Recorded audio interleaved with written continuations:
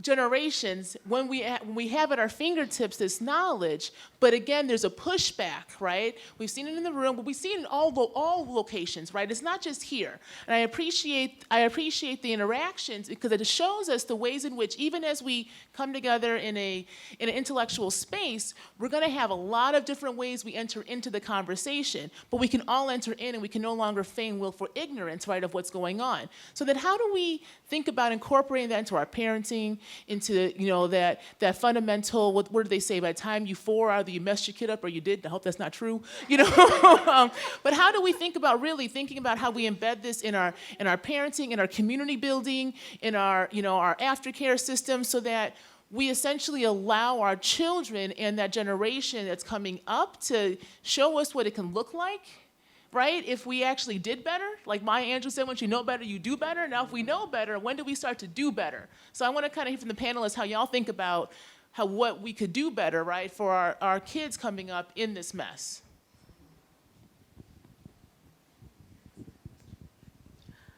Well, I think media plays a huge part, but I guess it's what's being put out there in media that you make sure that your kids are learning the proper way, because that can either mess them up, or make them either racist or non-racist, or want to be more of the fight for the cause of trying to, get everybody together. I would say just educate. Now you guys are more aware. Educate your children. Encourage them to make friends with people from different races. When you see a child, I used to have white friends at elementary, go to their house. I noticed things were just different, but they didn't treat me any differently. So just teach your kids to accept people and not teach them all those prejudices that your grandparents and parents taught you. I would say educate even the color kids as well, that they are unique and wonderfully made, and they don't have to change themselves to be to look white or to fit to the white heterotormal norm, that it's okay for you to be loud, it's okay for you to be yourself, it's okay for you to learn differently, and it's okay for you to be brown. I grew up, I was the darkest child, and I always told myself, I'm gonna have a white husband so I can have some light-skinned babies. And I like even set it up to this year. And I'm about to take you to and I learned personally, and it's not that my mama didn't teach me that my color was beautiful. She always told me, pretty is what pretty does. And you are beautiful, no matter what they say. She always sung that to me. And then, but what she didn't know is behind the scenes, I had all light siblings. And they used to always tease me about how dark I am. So I would highly, highly, highly recommend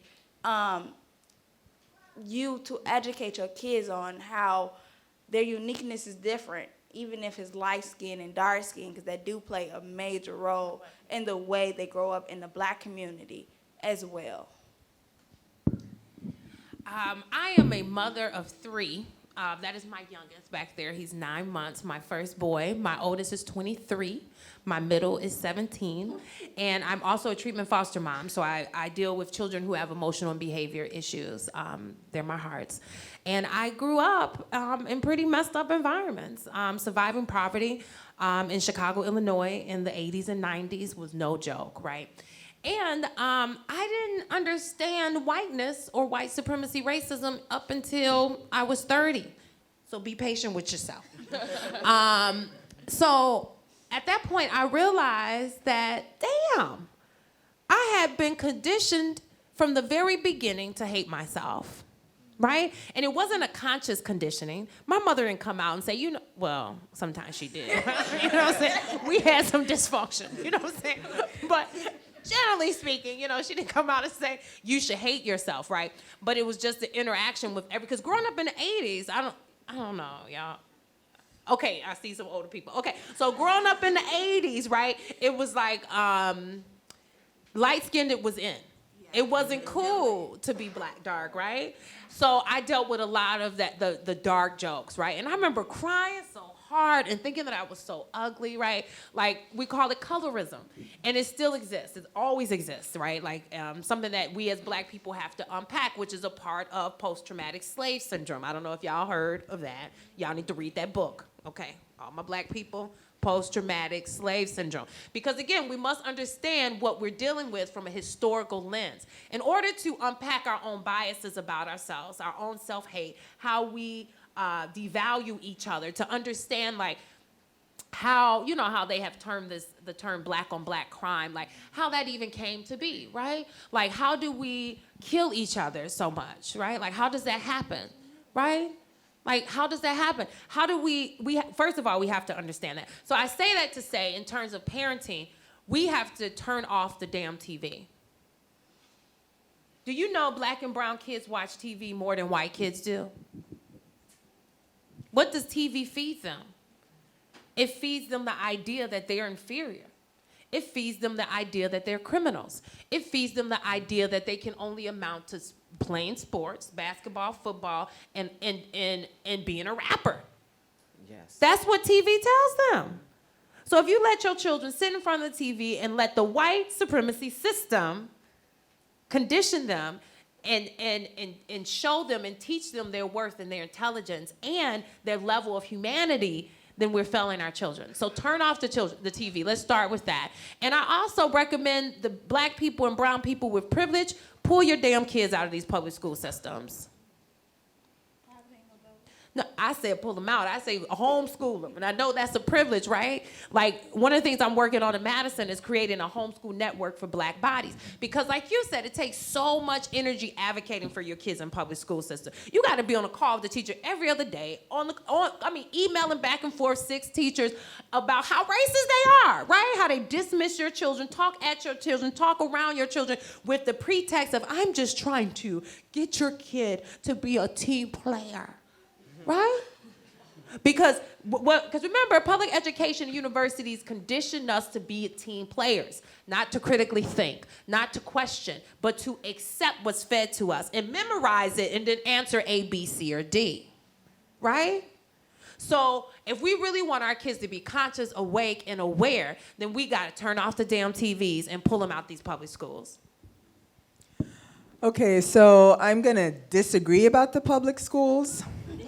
And so I think the answer is somewhere in between. In other words, rather than pull kids out of public schools, why don't we make public schools that can serve them? Why don't we get white people thinking about how their whiteness matters in a variety of ways? You know, a couple of you have talked about all the ways, for example, that white parents need to talk to their children. I think that that's super important. I can't tell you how many times I engage with white parents who say things like, well, you know, my kid's not old enough to talk about race. Or I've had many of you in classes where you say nobody talked to you about race at all. Kids of color get the race talk when they're 3. And it always is ongoing, right? So it's not like a one-time good deal for the rest of your life. It's introduced early and comes back often. Those are the conversations that white parents always need to have. And I am a little bit more hopeful, I guess, because I'm thinking that I'm invested in still making a change and still recognizing that it's not too late. If I'm breathing, it's not too late. I just want to add real quick to that. The reason that I say that we need to pull our kids out of schools is because we've been fighting this fight for 400 to 500 years. And it'll take another 20 to 30 to 50 years to get white people to invest in our children as they invest in their own. By then, the generation that we need to pass the torch to is already diluted, right? They've already been conditioned not to see their greatness and their magnificence. They have already been conditioned to believe that white is right. And that's the issue. Like, we as Black and brown people have been begging the white systems and the white people to accept us, to see us, to help us, right? We're deserving, we're worthy. Please, white people, we've worked for years on the building this country on our backs and our hands are cracking. Help us, white people. And what is the result? Trump is the result. You remember that.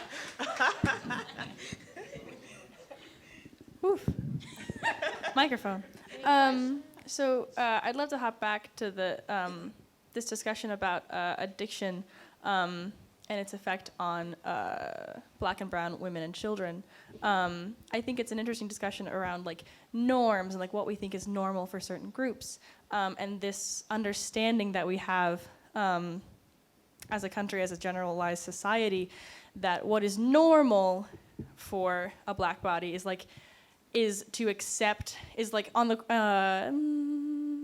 in the case of women, to like accept violence, to be able to take so much that like a Black woman, yeah, she can just sort of like handle it, right? Like as if Black women do not experience the same anguish that like, that a woman feels when she's being battered, as if addiction is the norm, as if it's like this understanding that like, well, I mean, and this understanding that like this non-intervention that we see, this normalization of systematic causes for Black addiction. Like it's not as if it just happens and a baby is born and they're like, well, like that, it doesn't happen like that. It's socialized and it's environmental.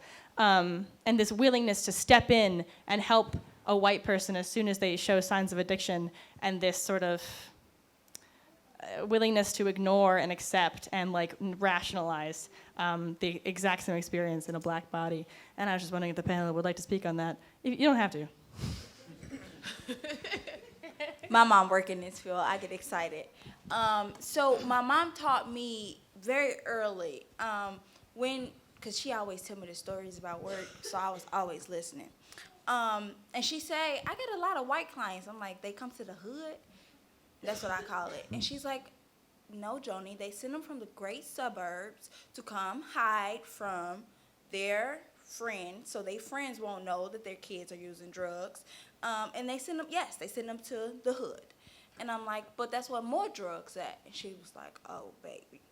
So she taught me very early that the structure of the system and how it portrays, how drugs and alcohol affects different family systems. So for the white wealthy people is, you make me look bad, so I'm going to send you to Chicago, go get treatment, and then you could come back and act like nothing ever happened. For the Black family, it's normally, it trickles down in a lot of other ways. Either you're not raised by your parents, you then become a drug dealer, or you then do violence, or jail. That's another option, or death. And that's something people don't want to talk about, and that's something that people don't want to face. And so I love the stories, and so that's why I could tell you it. And what she tell her clients and what she tell us is that addiction is what you make it, and you don't have to keep doing it, and you don't have to be oppressed to think that it's all that you have. And so, but everybody don't work that way. Everybody teach you, but you're gonna come back here because they make money when you come back. And people don't think about that either. That's not a factor. It's just the person that's addicted, they gonna keep coming back. But if you train them to think that they gonna keep coming back, yes, they're going to keep coming back. And that's how I would answer it. I just want to say, for anybody who wants to go in a profession where you help people, I want you to keep in mind every culture does things differently. And if you feel uncomfortable working with, say, it's an African-American female, she might handle it differently. She might talk differently. Tell someone, who's over your supervisor or another minority staff, that you don't feel comfortable because you can't relate. You can't tell them how to do something in their culture. That's not how it's done. So tell somebody else who's more comfortable or equipped to handle it. I just find that majority of the times that African Americans, we don't seek counseling or we don't seek help. the only way they might seek help or counseling is if they're forced to do it, if it's court ordered, even when kids are being put in foster home and they have to do different things. And I don't think sometimes when, white people are in these positions that they really understand.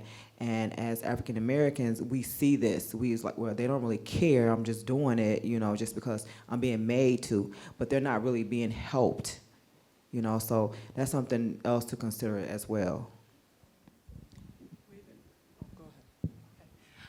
I'm going to say again, remember what white supremacy, patriarchal capitalism is. And the reason being is because we forget to look at things through a historical lens. I'm just going to do a quick summary of our Black history, right? So we got freed, right? We got emancipated from slavery, right? Then they created police officers to chase our Black butts, right? And then they created laws that said that you couldn't be outside walking down the street if you were Black, right? So that, that was the beginning of the industrial prison complex. And then we had people like Marcus Garvey come around in the 1900s and late 1800s. And after slavery, the late 1800s was the time in Black history in America where we were our strongest. And guess what? We wasn't integrated, right? Like we had our own developments, our own neighborhoods, our own Wall Streets. We had our own banks. We had our own universities. We had our own infrastructures. We had infrastructures, which gave us power, right? And then you got the Marcus Garvey movement or the early 1900s. And we move on and he's infiltrated, you know what I mean? They come after him, right? And then we had the welfare state, right? Come up in the 30s. Then what happens? We have the civil rights movement start in the 40s and take off in the 60s, right? And then we had the Black Panther movement. You had all these episodes where Black people were coming together and moving in a direction of empowering ourselves, right? Bettering ourselves economically, socially, and politically. And then what happened? Then what happened? They locked our asses up, right? They killed Martin, right? They killed Malcolm, right? They arrested all the Panthers or killed them, right? We got a shot of Shakur still in Cuba on the run. We got people who just now getting freed and let out of prison after being in prison for 40 to 50 years for doing work in their communities, right? And then after that episodes, we had what we call the what? The war on drugs. Like, let's not forget how things happen and why they happen. White supremacy is a global system. It's a chessboard. It is not checkers. It's very intentional. It's very strategic, right? It's very strategic. So you got the war on drugs happening at the same time that our government goes into contracts with people, let's just say, across the ocean to get the drugs from, right? Because again, we got to remember that it's a strategy and a very strategic strategy. Because if we ask the question, where did these drugs come from? Poor people sure didn't go and get a plane and bring them over in their neighborhoods and put them on the corner, right? The DEA did. The FBI did. So when we talk about drug addictions, when we talk about drugs, we got to understand and look at things always from a historical lens of white supremacy, patriarchal capitalism, right? The war on drugs was also part of, again, the industrial prison complex, right?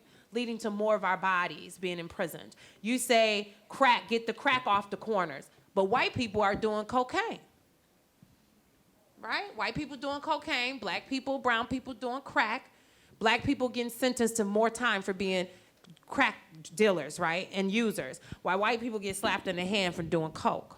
Because again, there's always race and gender and class is always at play in a white supremacy, patriarchal, capitalistic society. And profit is always in play over bodies and peoples. So that's why it's hard for me to be this person that says, oh, why can't we just sing Kumbaya and get along? I think one day we might be able to, but I think we first must acknowledge what we exist and the context in which we exist. B, we must accept it.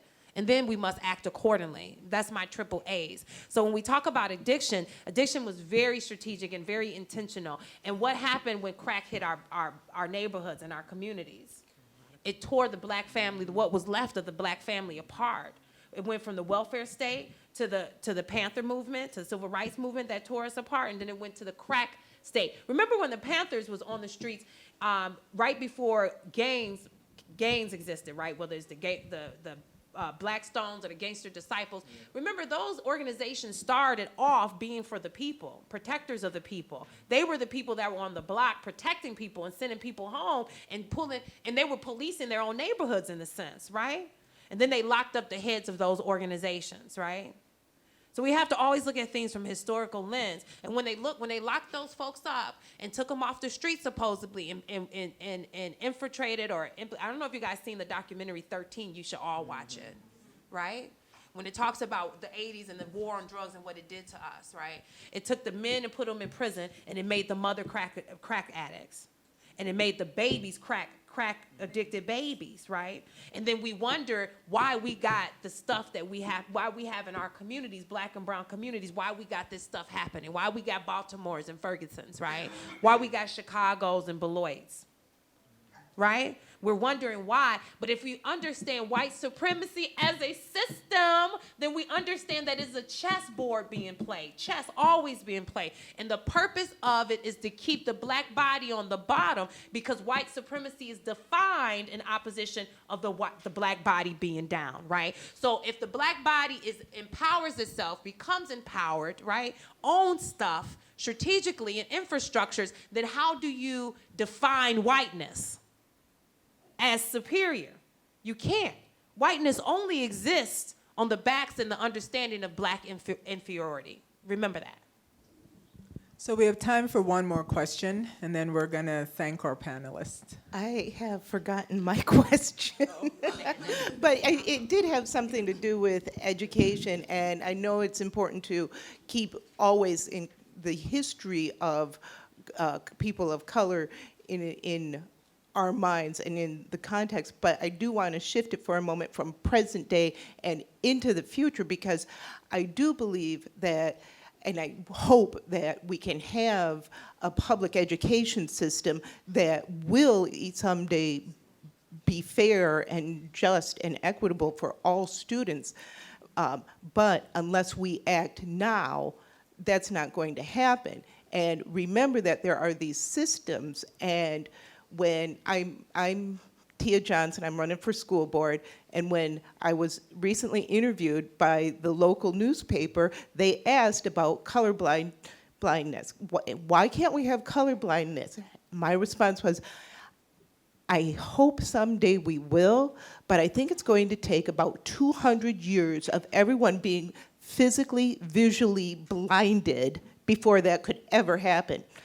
Well, needless to say, I'm too weak, according to the editor now, I'm too weak to face the challenges and take on the hard issues and make people accountable, although I was the only candidate that said, let's put cameras in these classrooms, since all the teachers are complaining that the students are out of control, and we have students saying, hey, the teachers are out of control. I think that's about as accountable as you could get. So know that the two minority women are the ones that this newspaper said are too weak for the job. Thank you. So would you all help me in thanking our panelists? Thank you so much.